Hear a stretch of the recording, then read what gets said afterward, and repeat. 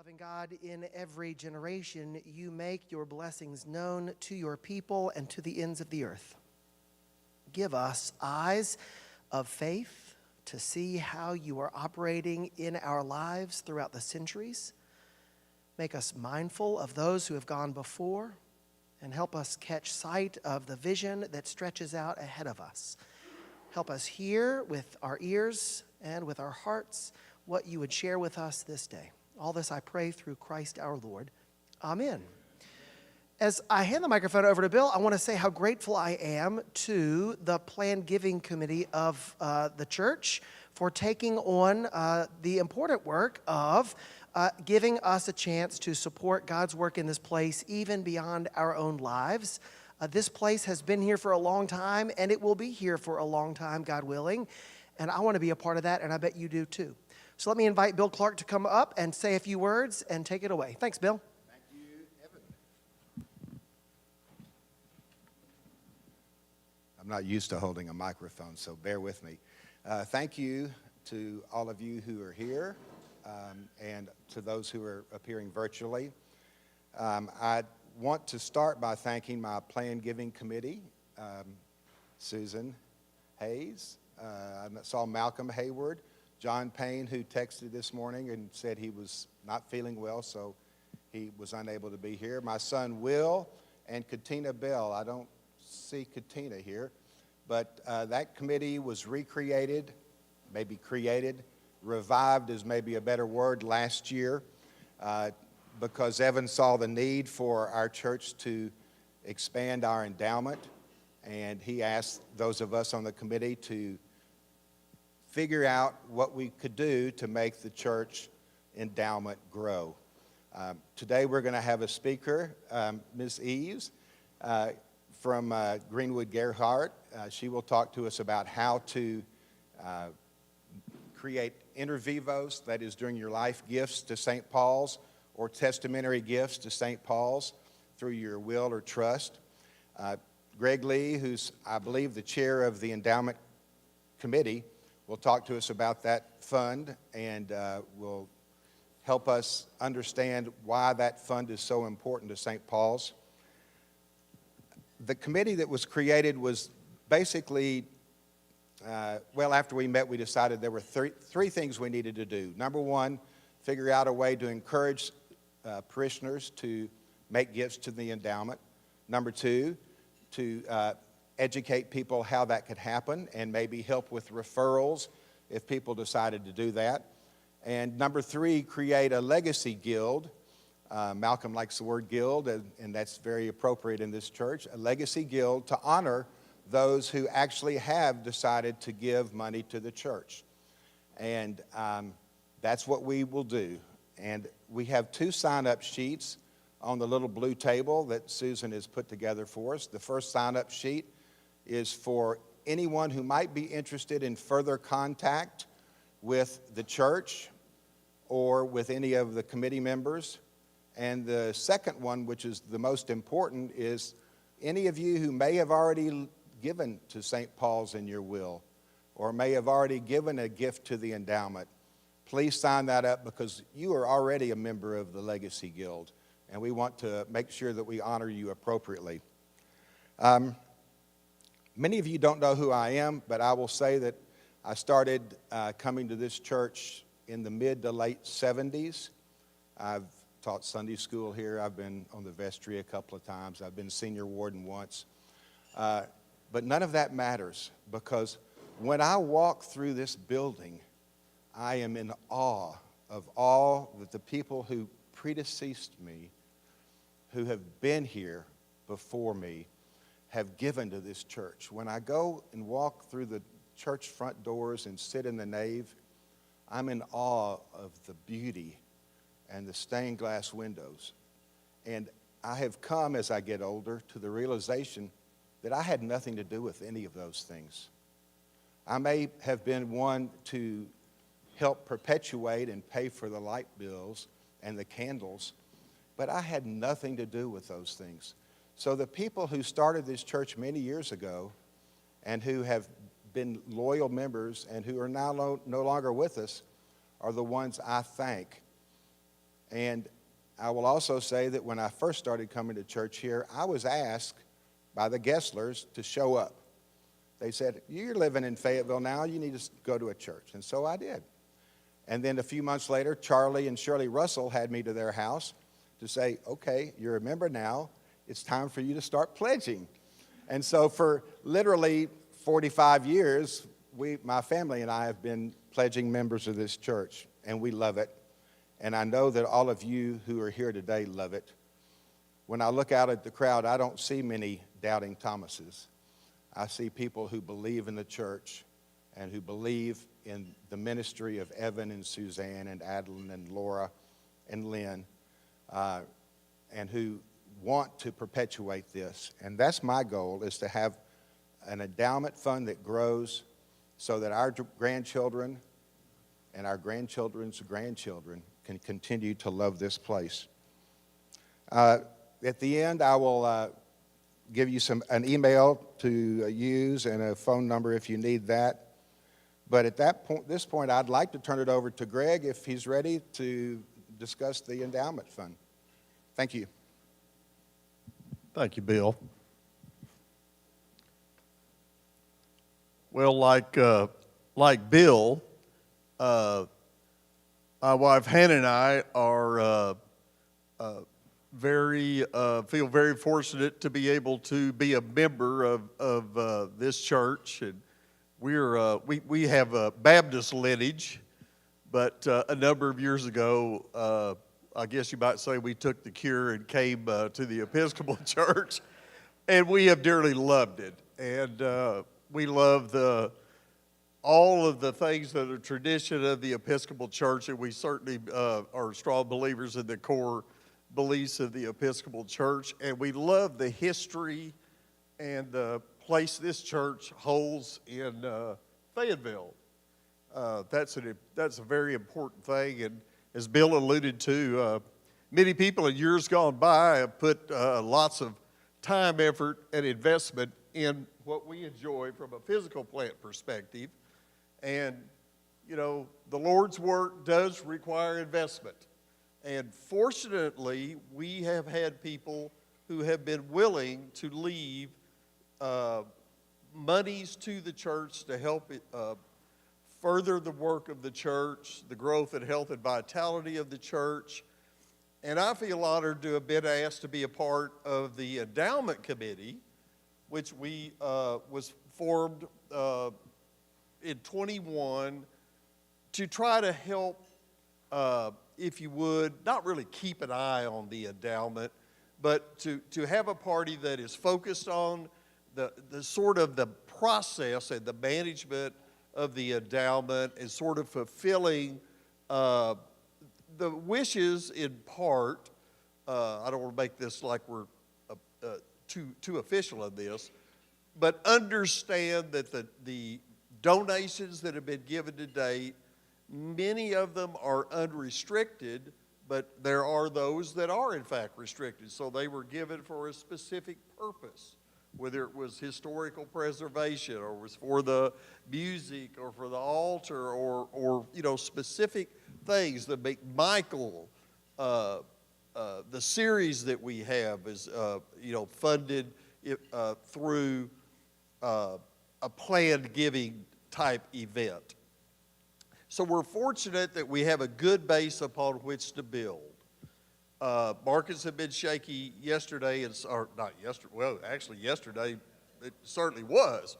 But markets have been shaky lately, but that's not my purpose, is to, you know, to try to talk about the details of the markets. This is a long duration effort with a need on the front end to attract new investment into the endowment for the ongoing needs and growing needs of the church, to be good custodians of the monies that we already have, and then to make those monies available and used wisely to achieve the most important objectives of the church.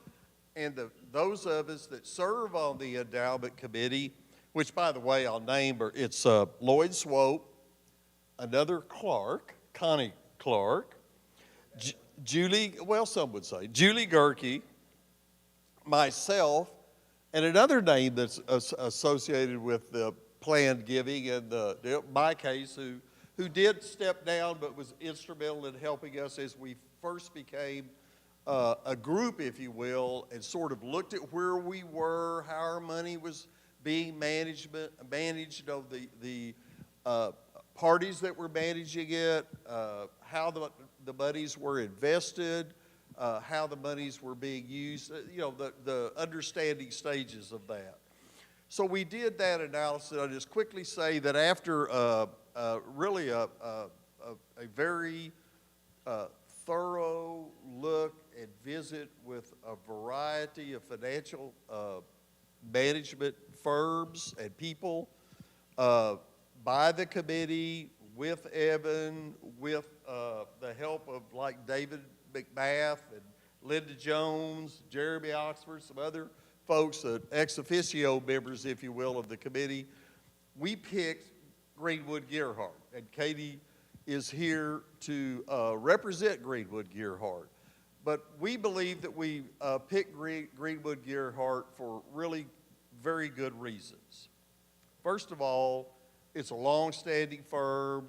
It's a very healthy firm. It's a very capable firm. And what we liked about them is they demonstrated they're a high-touch, very transparent organization. They're very responsive. They're very nimble. And they respected the things that we thought were important, like the environmental and social elements of what you choose to invest in. They were very transparent and helpful in that regard. So we have a diverse portfolio. At last month's close was about $4.3 million in the endowment firm. And part of it is bonds. It's principally in security, stocks. It's grown a lot because the stock market, of course, has been on a long run. We'll have some ups and downs, but again, they are a sort of a progressive value investor, and we believe that will serve us very, very well. This endowment fund ends up funding approaching 10% of our annual budget. So it's not unimportant that what it funds even today. And then inside of that 10%, some of these restrictions that I alluded to, or preferences or ask for how the money might be directed, are fulfilled through the budgetary process with the knowledge that this funding will come. So each year we're able to take a look at the endowment, its performance, kind of, where we are, what our needs are, and then come to an agreement of the amount of dollars that would flow, but the target is about a 5% of the endowment fund. So I could wax on far too long, and I won't, but it is, I think, again, we're with good people who have connection to roots, membership in this church. They're good at what they do, and we have a good relationship. And I think if we can do what we all should do as members of the church, and that is make planned giving a big part of how we think about the long-term support of the church, we could grow this endowment in a very meaningful way, and it will endure to the lasting benefit, immediate and lasting benefit of the church. So with that, Bill, I absolutely. Now I'm going to introduce Katie Eaves, Fayetteville Bulldog, a University of Arkansas graduate, University of Arkansas Law School graduate, and she received her LLM in taxation at Florida. So thank you for being here. Do I turn this off? Good morning. I'm going to try to clip this to myself. Can everyone hear me? Okay, great. Okay, yes, thank you, Bill, and thank you, Greg, for such a great introduction on just plan giving in general. My name is Katie Eaves. I am an attorney. I am from Fayetteville. I grew up here, and actually I grew up in Central, across the street, so not far away. I went to high school here. My husband's also from here, and then I went to undergrad and law school here, and then tax school in Florida. And then came back. We live in Rogers, and I worked at the Friday firm for quite a few years. I was a partner there before Brock asked me to join their team, and I was super excited about that. I thought it would be less work, and it's not. And so, but it's been really fun. It's been things I like to do, mostly estate planning and tax law and things that I feel comfortable with. So I also have two little girls. We have another one on the way, which is exciting. So, well, I don't know if it's a boy or a girl yet, but so we are from here. I feel very comfortable with this area, and so I understand kind of our community. So thank you, Greg, for the really nice words about Greenwood Gearhart as well. I feel the exact same way. We are, what you exactly said, a progressive value interest sort of firm. So we aren't super progressive to try to buy things like Bitcoin or things like that, but we are a little bit, our goal is to always outperform the S&P, which we do regularly. So it's been a great place to work. So today, I hope I don't make you guys fall asleep before, I'm not sure if you guys are going to attend church again later, but I hope that you guys don't fall asleep. I know you're probably full, and this is probably a topic you'll possibly fall asleep to, but hopefully I make it a little bit interesting. Okay, so we're going to kind of talk about charitable deductions and planned giving as a whole from two aspects, both your income tax aspects and from an estate tax standpoint, which we'll talk about what that looks like. Very few people in America have an estate tax problem, but it could be something that you might deal with as well. So, and if there's any questions along the way, please feel free to just raise your hand too. So, okay. So income tax-wise, we're going to just talk about typical donations, your standard tithe to the church type of income tax deduction. So there's really two ways you can get an income tax deduction here. There's the Schedule A itemized deductions, which is where you actually will itemize your overall deductions. With the Trump tax changes in 2017, not everyone itemizes their deductions anymore. So he changed the way that the tax changes worked. He changed the standard deduction to be so large that it was to try to make income tax returns in general easier for the general American to be able to do on their own. And so what he did was kind of double that standard deduction. So we have a very large standard deduction these days. So a lot of people don't have to itemize. They also reduced the state and local income tax deduction availability within that Schedule A, so less people will itemize at this point. But with COVID, one of the very few things that was beneficial to happen out of COVID, we have what we call, because of the CARES Act, we have, even if you do take the standard deduction, you can still take up to $300, we call this an above-the-line deduction on your income tax return, or up to $600 for married filers. So you can still take a charitable deduction. So even if you don't itemize, still make sure your tax advisor has all of your gifts to the church, because you could take still a deduction for your income taxes. So that's kind of just general income tax deduction items. You can take up to 60% of your adjusted gross income per year on charitable deductions that are cash donations. There's a whole bunch of rules on different things. So in-kind donations, things like cars or gifts of appreciated stock, which we'll talk about those two things. Those items don't qualify for that 60%. They only qualify for, I think, about 30% of your adjusted gross income. But that's a lot. So if your adjusted gross income is $100,000, you could give up to $30,000 of that to the church. And that kind of is your deduction limitation.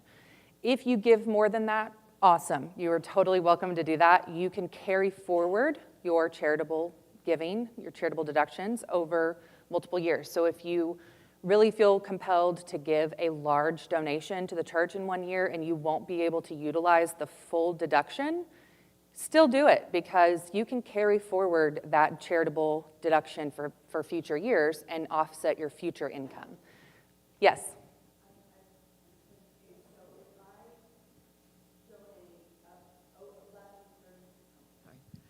I guess my question is, at what point does itemizing make sense? Like, how much do we have to give in total to make itemizing worth it? Well, if you give more than the standard deduction amount, which varies based on your filing class. So if you're a single, I think it's like $12,600 or something like that. And if you're married, it's double that. It's almost $25,000. So if you give more than that, you will itemize, even if you have no other deductions to itemize. And that really needs to be more of a you can give something other than cash. You can give an in-kind donation to make that qualify as well. But we'll kind of talk what in-kind donations and what those look like. But if, say you wanted to give $50,000 to the church in 1 year, you will itemize in that year. You'll meet above that standard deduction amount. Yeah. So that's kind of just general income. Yes?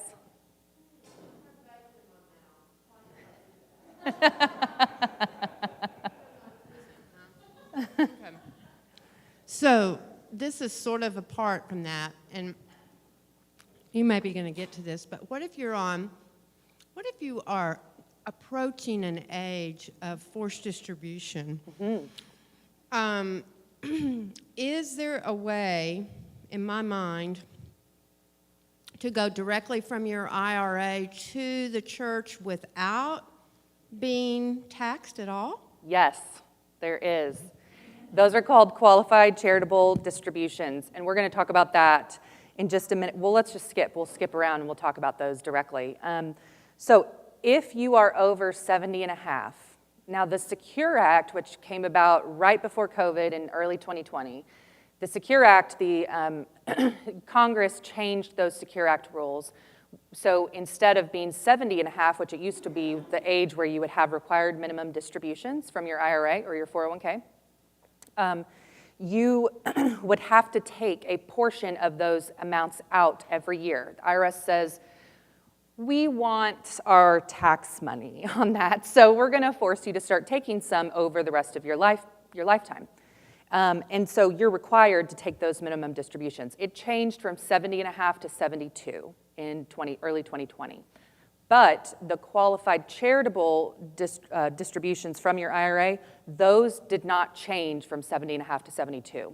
So you can still make qualified charitable distributions from your IRA directly to the church, which means you can call whoever hosts your IRA platform and say, I would like to make a gift to my church. If you're over 70 and a half, you can make that gift, which is a better option than taking the money, paying income tax on it, and then taking the net proceeds of that money and giving it to the church. It's a better option for you, typically, because that money is not taxed at all.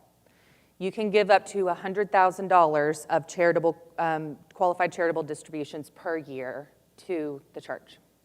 So if you need to start taking those required minimum distributions, so you're over 72, and you have to take out 3% or whatever percentage your advisor tells you to take out, if you have a $2 million IRA, that's a very large chunk of money. And if you want to change your tithe from going from you directly to the church, you could actually change it to have it going directly from your IRA to the church. You don't pay income tax on that anymore. The church doesn't pay income tax on it, and they just get the cash. And then it'll be reported as a qualified charitable distribution, so it doesn't actually hit your income tax return as income. So you're never going to pay income tax on it, which is great. And there's no limitation on how much you can give other than that $100,000 number. So you're not limited to a percent of your adjusted gross income, which is great. So actually, that's one of the things I was going to kind of talk through was this is a really great way to get money from your required minimum distributions to the church.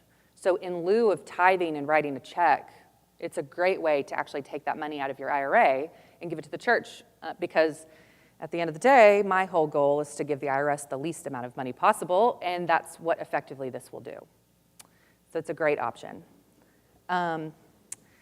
Non-cash assets for charitable giving purposes, appreciated stock is a great option for giving to the church. So if you have, I have a number of clients just because of the nature of where we're at, who were original Tyson employees or original Walmart employees, and they received stock over their lifetime, and they just held on to it.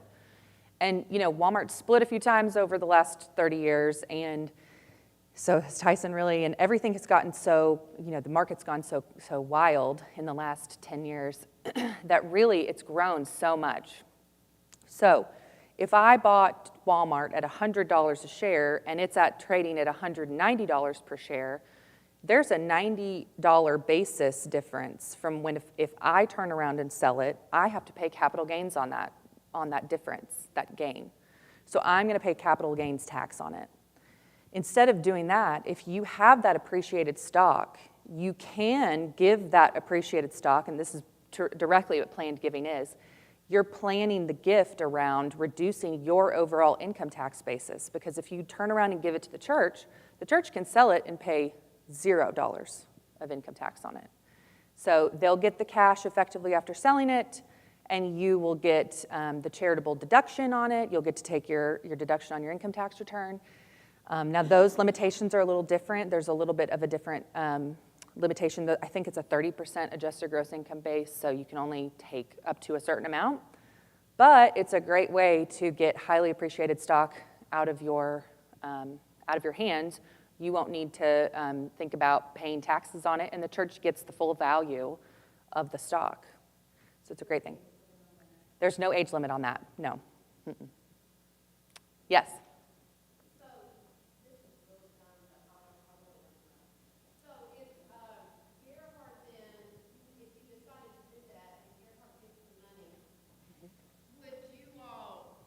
Maximize it first before you would sell it? How would you all do that? What would you recommend to the church? I just am curious. Yes, so the question is, how would we, at Greenwood Your Heart, how would we give that to the church? How would it work? We would actually just notify the church that there's been a gift of appreciated stock, and then we would ask the church what they would want to do with it. Would they want to add that stock to their portfolio, or would they want to sell it? Would they want to reinvest it in something else? And the short answer is, if it's an endowment gift, then we say to Greenwood Gearhart, do with it whatever you think is best. If it's a pledge gift for the annual operating funds, unfortunately, the power company doesn't take shares of Walmart stock. So our instruction to Greenwood Gearhart is for those gifts to sell it, distribute the funds to us so that we can use it for the budget, as we've budgeted for that in the gift anyway. That's exactly right. That's right. Yeah. For everyone to know, and that is, I don't need it. Greenwood Gearhart donates 50% of the fee that we pay them back to the church. So that's another nice component of our relationship. I forgot to mention that. Yes. And then also there's in-kind donations. So sometimes, I'm not sure if St. Paul's accepts cars. Sometimes churches will accept car donations, and they can turn around and sell it. There are some restrictions on how much, if it's worth more than $5,000, you have to get a qualified appraisal of that property. And you have to be able to, if St. Paul's then turns around and sells it, then your deduction is limited to the amount that they sell it for. There's kind of some things that go on with that, but those in-kind donations are still great donations. So if they accept those, that would be great. And you still get a charitable deduction subject to certain limitations on some of those items. So if you have any questions about those, just let me know. Also, donor-advised funds, these are a great way to set up. It's similar to a private foundation, but without all of the hassle of actually having a private foundation. A donor-advised fund is essentially a fund that's held at some sort of charitable entity that is usually a wing of one of the larger financial institutions. So Fidelity or Schwab or many of those larger financial institutions have a whole wing that's set up specifically for charitable donor advised fund type entities. What you can end up doing is if your family wants to have a place to give, but you don't want to necessarily give all that money at one time. So this happens a lot when I see, and this happens so much frequently in this area, I see this a lot where people have created these startups, they've grown the startups, and then they sell the startups. And they have a massive tax bill from selling that startup company that they've owned. That general scenario creates this massive tax bill in 1 year. So a lot of times people will say, well, I want to go ahead and distribute $3 million or something, but I don't know who to distribute it to, and I need some time to think about that, and maybe I want to distribute pieces over time. You can create what's called a donor advised fund. It's just an account that's set up at one of these charitable arms, and you can have it managed similar to how your endowment here is managed, and it can grow, and then year after year, you can gift things out of it. The key is you get your charitable deduction in the year in which you make the gift to the donor advised fund. You're still in control of the donor advised fund. You can't take the money back. It's stuck over there. But you can give it to any charity you want, charities like St. Paul's. You can give it to any 501c3 that's a public charity. You can give that money to over time. So you can let it grow tax-free to everyone, and then give it along the rest of your life. You can bring your kids in, you can bring family members in, and that's a good way to kind of get your kids involved in things like charitable giving as well. So donor advised funds are a great option for people who want to make a large gift, but maybe not in 1 year. So those are kind of the general income tax considerations. I do want to make a note that Greg mentioned about restrictions on gifts. If you want, you can always, either during life or after death, put a restriction on where that gift goes. That happens a lot because there are tons of organizations around here who have endowments or who have, specific things.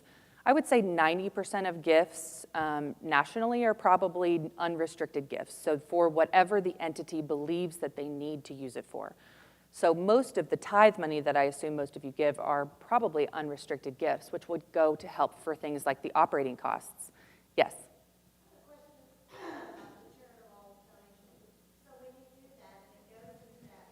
Mm-hmm. I don't have any control over that fund, and so whatever that fund makes goes to St. Paul's? So the fund is actually for any charity that you would want to give to. So it grows over time, and then you can pull out however much you want per year or just sit on it. You can sit on it for a while, and then the money and all the appreciation that it grows with will all go to a charity. So a lot of times people do these donor advised funds when they have an estate tax problem, so they have a large estate and they want to start gifting assets during life or after death. They'll give to a donor advised fund, and then their heirs will control it. By control, they control where the money goes. So when they make a distribution out of it, where it goes. It's like your own personal endowment, almost. So if you're not quite ready to set up the Bill Gates Foundation for your own life, it's a similar function, though. That's right. You That's get right. the tax benefit in the year you give it, and then after that, you get to decide which charitable organizations That's right. get which amount you want, and it's an annual, Yeah. essentially an annual or even more frequent consideration. That's right. Let's be clear, if we set up a donor advised fund, we want you to donate from that fund to the church. That's right. That's right. That's right. The sooner the better. That's right. And if you really feel like a lot of times that will happen when people don't have a comfortable idea of where they want or how much they want to give in 1 year, they'll do it to get their charitable deduction, and then they'll sit on it and let it grow and give over time. But if you want to give to the endowment here, you can get your whole charitable deduction in that first year by giving to the endowment. Yes? So if you have a large IRA, and when you die, obviously, and your kids get that, they only have a certain amount of time to get that money out. That's But right. if I set up that fund, they wouldn't get the money out, they'd just get the deduction every year from the funds that go to the charity, right? No. No.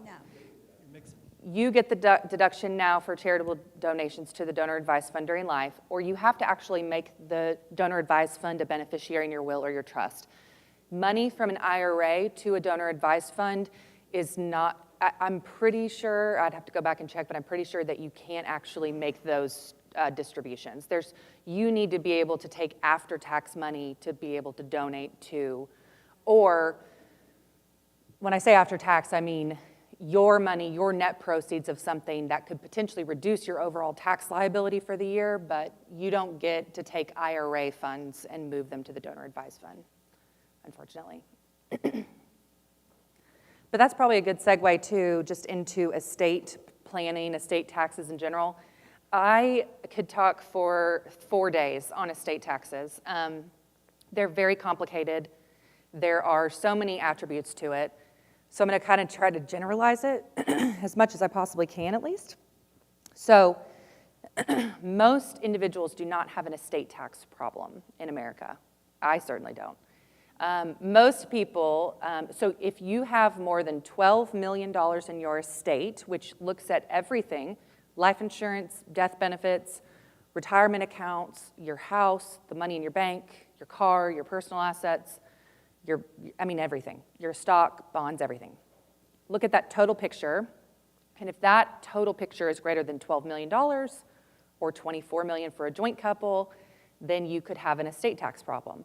If you do, you definitely need to see somebody who has more than just general estate planning, but can do estate tax planning for you. This will help you in your personal situation. But in a generalized way of looking at it, no one, and this is actually something that Marianne Greenwood used to say a lot, no one has an estate tax problem.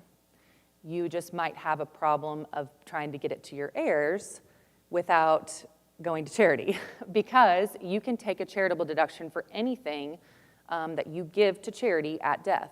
So in your will or your trust or the beneficiary of an IRA or a brokerage account or something, you could name St. Paul's, and St. Paul's would be able to accept that donation, and you get a charitable estate tax deduction, which means you could give up to your $12 million or your $24 million if you're married, and then anything over that, which I have a lot of clients do, everything over that estate tax exemption goes to charity, and then your estate won't pay any estate taxes. So estate taxes are the tax on your ability to transfer wealth from you or you and your wife upon your death to another person, to anyone. So there's a tax on that transfer. So if you transfer, so if you're worth $50 million and you transfer all $50 million to your children, you're going to pay a 40% estate tax on everything over the estate tax exemption amount, that $12 million for single or $24 million for married. So that is not a fun tax to pay because it's due 9 months after you pass away. So the IRS is not very quick to respond to you on things, but they want their money within 9 months. That's kind of how it works. So in general, that's the estate tax. There are ways for you to name, even if you don't have an estate tax problem though, you are always welcome to name an entity like St. Paul's in your will or in your trust. Those documents have to be created before you pass away, obviously, because they show your intention of what you want to happen with your assets. A lot of people will give a certain percentage of their estate to charities like St. Paul's, and then a lot of people will serve the remainder to their heirs. That's probably the most typical way of doing it. A will, I'm not going to talk really about probate or any of that, but a will does go through probate, which is the court proceeding that distributes the assets to the right people. The trust typically does not, assuming that your assets are funded in the trust properly. So, that being said, you are welcome to make a planned gift, a legacy gift, to St. Paul's in your estate planning documents. And if you have any questions about that, I am sure that Greg and Bill would be able to help you figure out how to name St. Paul's in your documents. And you can also put whatever restriction you want on there. I have some people who say, I want it to go to this specific endowment, or I want it to go to mission work, or I want it to go to, whatever you want it to be. So you can do that in your documents as well. And then the last thing is retirement gifts. So This is the best way to give to St. Paul's, is by changing a beneficiary in your retirement, unless it's a Roth IRA. Your retirement account will be taxable to your beneficiaries, except those beneficiaries that are charities. So St. Paul's could be named as a beneficiary of your retirement account, and they won't have to pay income tax on that money. Whereas your children, if you name your children have to pay income tax on that money, and they have a very limited time period to do it. That Secure Act that I was talking about earlier changed the rules on when they have to pull the money out and make income tax distributions on those. So your children only have 10 years from your death to be able to take out the entirety of the account. So if you have a $2 million IRA, your kids only have 10 years to pay all the income tax on that. And that will most likely move them into another tax bracket, and they will have to pay a lot more in taxes. Whereas if you name St. Paul's won't have to pay that income tax. So if you do have large retirement accounts, I always suggest you name your charities in those beneficiary roles before you would add them to your trust or your will. So if you have charitable intentions and you want to give money to the church, please think about doing it in a retirement role first. So give to your children the money that they don't have to pay taxes on. Right. Give to your charities the money that they would have to pay taxes on because your charities don't have to pay taxes. That's right. With a little planning, nobody has to pay taxes. Right. Yeah. Are there any questions on those items? I know it's dense material, so if you ever have any questions, you're welcome to contact me. But Stay around? Yes. Will you stay around Yes. afterwards and answer questions? yes.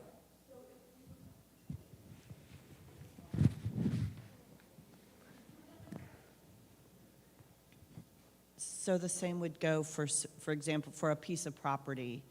It would be better for the church and your family if I just donated the piece of property to the church because there's no tax at the sale. So Whereas like my kids sell it, they have to pay. No. So one thing I didn't mention was that you actually get a step up in basis on your property.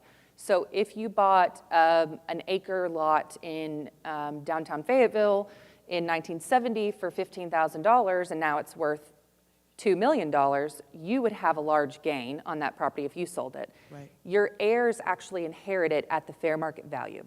So they would inherit it at $2 million. If they turned around the next day and sold it, they won't have a capital gains problem. But IRAs are considered what we call income in respect of a decedent. That means it's deemed income to you, and it has to be deemed income to them because you don't have a technical basis in that entity. So only truly retirement accounts are where this is going to come into play. Yep. What other questions? Yeah, Jerry. Let's say I give $1,000 to the church every year, and I do it through you. How much would the church actually get of that money for ministry? So if, for example, if you had a retirement account or if you had a brokerage account and you wanted to give $1,000 from one of those entities, the church will get 100% of that money. So you can actually we would make a donation of, if it's in your retirement account and you're over 70 and a half, then you can make it as a qualified charitable distribution. So they'll get 100%. And you won't pay any taxes on it. And if it's from your brokerage account, we would actually gift stock equal to $1,000, and then we would actually gift most likely your highly appreciated stock, and then that stock would transfer to St. Paul's, and then they could sell it the next day and pay no taxes. So they'd get the full amount. Mm-hmm. What other questions? A couple of reminders from me, and then I'll let Bill finish. One, if you read what I wrote in the newsletter several weeks, maybe months ago, you might remember me noting that it is better to give your children gifts without strings attached, because you don't want to haunt them from the grave as they think, Mama really wanted me to do this, but what I really need is that. Instead, if you want to attach a string or a restriction, choose a charity like St. Paul's. We are duty-bound to honor your restrictions. So if you really want to see a portion of your wealth, supporting a particular need or cause that you care about, instead of making your children do that, make your church do that. It would be a joyful gift for us to be able to honor your wishes. But the corollary to that is please discuss those restrictions with us, with the Planned Giving Committee, with me, with a member of the vestry first, because if you earmark that for something that we just can't honor, then we're stuck, perhaps, looking at a wad of money that's going to sit there until we can figure out a way to make it work. So if you will let us know, we will help describe for you what the need is in a way that you can say, yeah, that's what I meant. That's what I really want. So again, restrictions are great when you give to charity, not to your family, but please discuss those restrictions with us so that we can fully honor your wish. That'll make your children and the vestry a lot happier. Yeah. That's actually a really good point. So ensuring that you name the specific St. Paul's.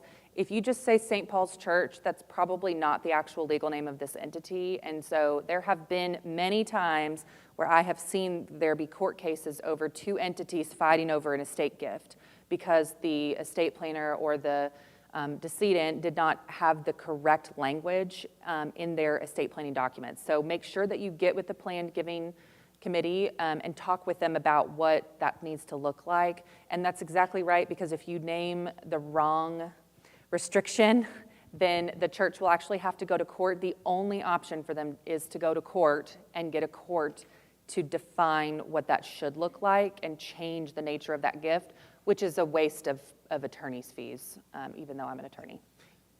Here I come, Molly.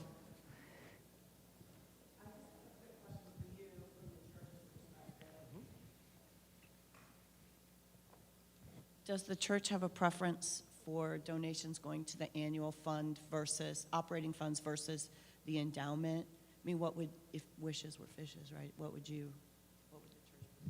So if you give something to the endowment, we'll be grateful for it, and we will use about 4.5% of it every year. But we can only use about 4.5% of that, or else it's not sustainable long term.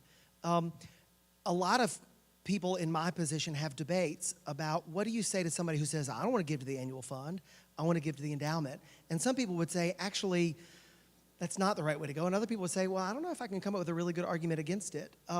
What I would say is give to the annual giving out of your income, give to the endowment out of your assets. So think of the tithe, that proportional gift of our income, whether our income is from a paycheck or from benefits from investments or otherwise. Think about giving to God the first certain percentage, a tenth, of your income. When the Israelites brought their harvest to the temple, they didn't pull up the apple trees, they just brought some of the apples, right? However, whether it's upon your death or even before your death, think about how you can give your assets to the endowment so that we can benefit from the income of that endowment going forward.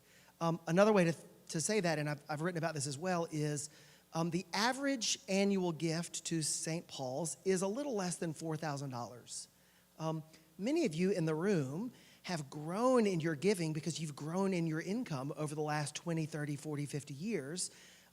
Think about what your giving is, and imagine how many average givers would have to show up upon your death in order to make up for the loss of your annual gift. So think about perhaps endowing your pledge. If you give about 22 or 23 times your annual gift to the endowment, then we're able to benefit from your pledge in perpetuity. So think about it that way, because as much as you would love your children to give the same amount you give, it's going to take them 30 years or more perhaps to grow into being able to give to take that place. Bill? I promised I would give Joy's email address. It's joy, Joy, at stpaulsfay.org. And also, I would be remiss if I didn't follow up on what Katie said about lawsuits involving gifts. Pete Estes, if you'll notice his name on the wall out here, represented St. Paul's in such a contest. I think it was over the Tippy McMichael Fund. It was. He did that for free. Thank you, Pete. May you rest in peace. And also thank you to Tom and Margaret Lewis, who made this, and their families, who made this beautiful parish hall a possibility. They were wonderful, and I can't not think about Tom when I see the stained glass windows he made by hand in the Welcome Center. So thank you so much for all of you who are here virtually and in person. It's been great. On your way out, don't forget to sign up on the blue table. If you want more information, there's one form, or if you've already remembered St. Paul's through a planned gift, there's another form. Please let us know, and thank you all so much.